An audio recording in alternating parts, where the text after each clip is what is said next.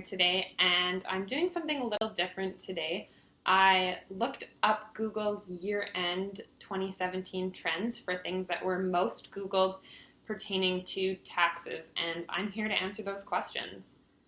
The top question that was Googled in the last 12 months pertaining to taxes is, when can I file my 2017 tax return? And the answer to that is SERIA is opening the e-filing channels on February 26, 2018. So any point after that, you'll be able to file your taxes. The second most Googled thing was death and taxes, which is a tiny bit morbid, but we're going to address it. There wasn't a specific question, so I thought I'd give a brief overview on this. When someone passes away, there are two types of returns that you need to consider filing: the final or terminal return, which is mandatory, and the rights and things return.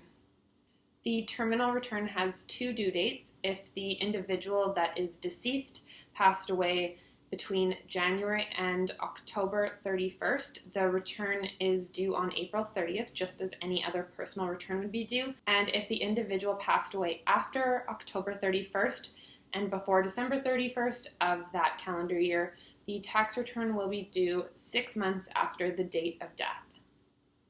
The rights and things return is an optional return that you may want to look into, especially those people in higher net worth situations.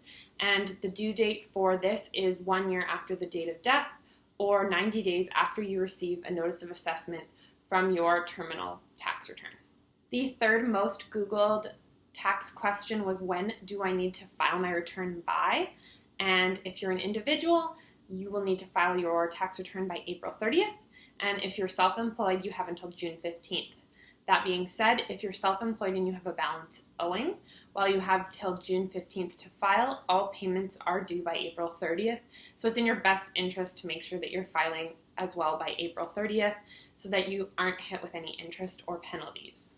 The fourth most Googled item when it comes to taxes is the child tax benefit. So I'm going to assume this is the Canadian child benefit that parents can receive. And I thought I'd give just, again, a brief overview as to what this is. So if you are raising a child age 0 to 6, you can be eligible for up to $6,400 a year. And if your child is under the age of 18 but over the age of 6, you will be entitled to $5,400 in a given year. These amounts are ground down based on income level, so if you make too much money, you may not qualify for these in the year.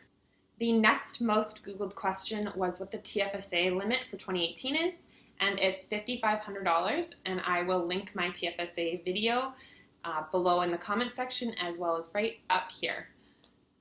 And the last item that I'm going to touch on is the empty homes tax, which was something that I actually hadn't really looked into that much before making this video, but I did a little bit of research and it really only affects people in Vancouver.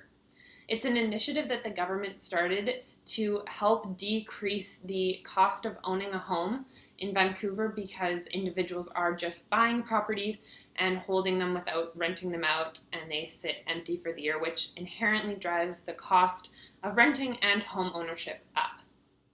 The revenues from this project are being put back into affordable housing initiatives in Vancouver, which I thought was a very good way to spend the money. And I looked up the deadline. If you have a property in Vancouver, you will need to make your declaration as to whether or not your home was empty for a specific amount of time by March 8th of 2018.